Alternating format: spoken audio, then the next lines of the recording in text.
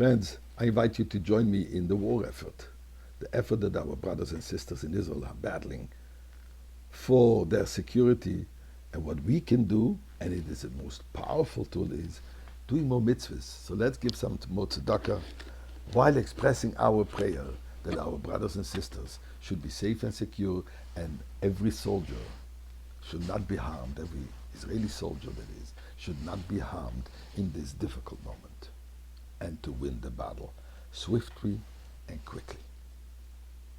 You know, these days, with all this noise that we hear around, all the different opinions, quote unquote opinions, and screaming loud, and you know, as they say, the louder they scream, the more they think they're being heard, one can get a little confused. Maybe there's something to what they say. Why does the land of Israel really belong to us? So clarity is necessary. So if you paid attention to the Torah reading of this past Shabbat, you have clarity. And let me help you clarify it. In chapter 15 of Bereshis, of Genesis, which we read yesterday, starting verse 18, Chai, the Torah says the following: Vayomahu, on that day, Koras Hashem es Avram bris leimoyer. God entered, God formed a covenant with Abram, saying the following: to your seed I have given this land. Which land? From the river of Egypt until the great river, the Euphrates. Which nations are there? Keni, Knizi, Kadmoni, Chiti, Prizi, Rephoim, Amori, Knani, Girgoshi, Yevusi. All these nations that are there, this land is going to belong to you. That's part 1 of the covenant. Then on chapter 17, verse 10, says there's an additional part to that covenant. Zois brisi, asher tishmo beini uvenichem, uven zeracha achecha. This is my covenant which you shall observe between me and between you and between your seed after you. Himoy lochem kol zachar. Every male amongst you should be circumcised. When? Uben shmoines yomim yimoy lochem kol zachar l'dorosechem. At the age of 8th day, this is when you should circumcise. So this is the covenant. I promise you the land, and you keep circumcision properly at the 8th day. So listen to here. First of all, so here it's clear, and this is repeated in different times in the Torah, the fact that God has given us this land. And that's our claim. It's not about the UN's declaration, because the UN's declaration, today they say like this, tomorrow they say like this, as we just heard their despicable statement they made this past week. So God gave it to us.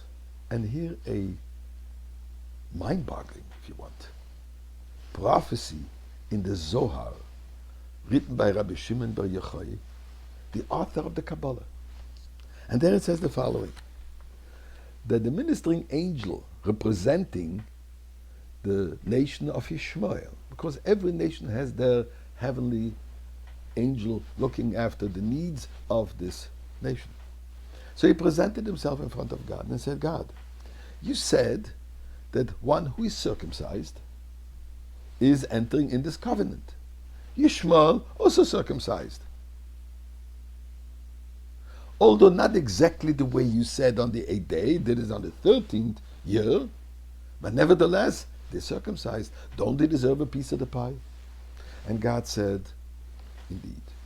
And therefore, for a while, they will be ruling over this land. The land will be desolate. The land will be abandoned. But they will be ruling. But then eventually, they will start a war. And there will be major conflagration with many nations involved. The attacks will come from the sea, from the land.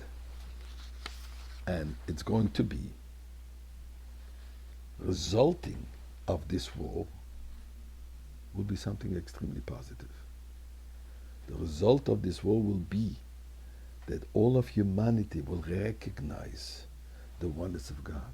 All of humanity will see the miraculous intervention of God.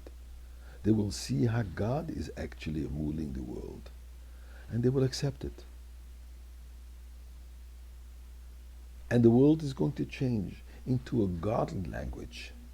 The language of peace, the language of harmony, the language of love, the language of justice, the language of truth.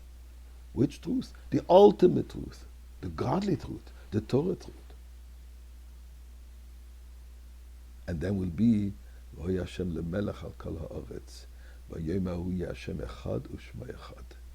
name of God will be one, where all of humanity will recognize this. That's basically called the time of Mashiach. So friends, this is what we're living now. We're living in the end of the process of the revelation of Mashiach. So let us do our part. Another mitzvah, another good deed, and God willing, miraculously, this war will be over very quickly, imminently, and we will all be dancing in Jerusalem in the Beis HaMikdash.